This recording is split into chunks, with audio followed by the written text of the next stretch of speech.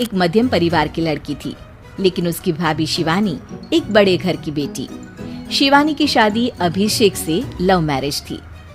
अरे भाभी, ये कितना अच्छा सूट पहना है आपने। काश ऐसा मैं भी पहन पाती।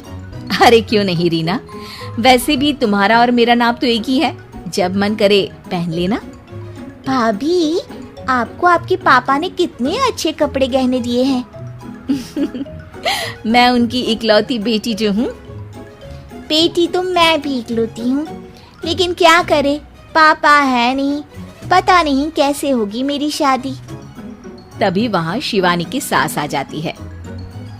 अरे क्यों नहीं करेगा भाई तेरी शादी धूमधाम से, आखिर जिम्मेदारी है तो उसकी। और वो दिन भी आ जाता है जब रीना की शादी तय हो जाती है। अभिषेक, क्या हुआ? आप इतने परेशान तो कभी नहीं दिखे, कोई बात है तो बताइए मुझे। अरे शिवानी, वैसे तो शादी का सारा इंतजाम हो गया है, लेकिन गहनों का रेट तो आसमान छू रहा है। कैसे क्या करूं, कुछ समझ में ही नहीं आ रहा। थोड़ी देर में शिवानी अपने पूरे गहने अभिषेक के सामने रख देती है।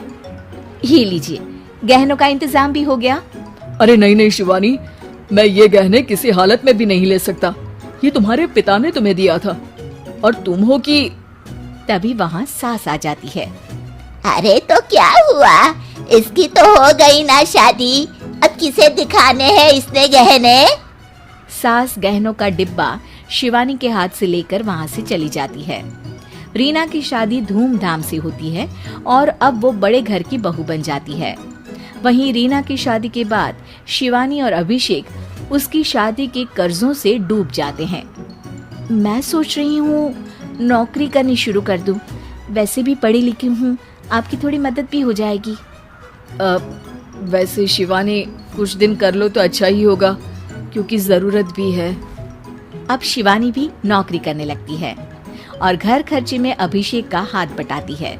एक दिन शिवानी, रीना का फोन आया था, कह रही थी कि आने वाले त्योहार में उसके ससुराल जाना है। ठीक है माँ। अरे ठीक तो है, लेकिन एक काम कर लेना, उसके सास ससुर से लेकर पूरे खानदान के कपड़े मिठाइयाँ सब ले आना, और हो सके तो रीना के लिए छोटे से कान में पहनने के बूंदे भी। और क्या है ना, शादी में उसे सारी बड़ी बड़ी कान की ज्वेलरी दी थी, घर में पहनने के लिए तो उसके पास कुछ भी नहीं है। शिवानी सोच में पड़ जाती है कि वो क्या करे, क्योंकि कर्जों और घर के खर्चों के बाद तो पैसे बचते ही नहीं थे। शिवानी फिर अपने पिता को फोन करती है और उनसे पैसे मांगती है। देखो शिवानी, मैंने तुम्हें शादी के वक्त ही मना किया था कि ऐसे घर में शादी करनी ही नहीं चाहिए। अरे अभिषेक को शर्म आनी चाहिए जो ससुराल से पैसे मंगवा रहा है। शिवानी को पिता की बात पर गुस्सा आ जाता है। आप मेरे पिताजी हैं और मैं परेशान थी, इसलिए आपसे मदद की उम्मीद की पापा। अभिषेक को तो पता भी नहीं है कि मैंने आपसे पैसे मांगे हैं। शिवानी सोचती है कि वो अभिषेक से बात करे, लेकिन फिर उसे लगता है कि वो टेंशन ले लेगा। तभी शिवानी की नजर हाथ के कंगन पर पड़ती है, सीधे बाजार जाती है और उसे बेचकर ननद के घर ले जाने का सारा सामान लेकर आती है और सास के सामने रख देती है। हाँ ठीक है, लेकिन फल थोड़े और अच्छी क्वालिटी के होने चाहिए थे। शिवानी कुछ नहीं कहती, वहाँ से चली जाती है। एक दिन शिवानी, रीना का फोन आया था, बहुत रो रही थी। क्यों माँ, क्या हुआ? सब ठीक तो है ना उसके ससुराल में? अरे तूने तो उसकी नाक ही कटवा दी। अब मैंने क्या कर दिया माँ? कह रही थी कि बड़े घर की बहू है भाभी, जो कपड़े दिए वो ब्रांडेड भी नहीं थे।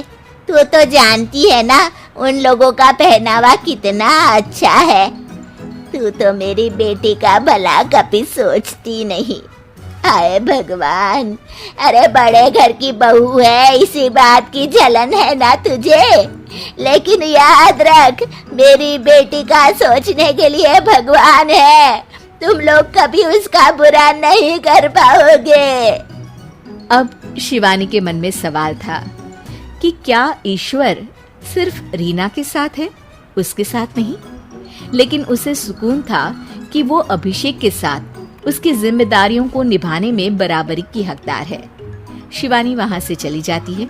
वो सास से कुछ नहीं कहती, क्योंकि अमीर घर की बहू बनकर रीना को भले ही सुकून ना हो, लेकिन गरीब घर की बहू बनकर शिवानी खुश है, क्योंकि खुशी पैसों से नहीं परिस्थितियों पर निर्भर करती है।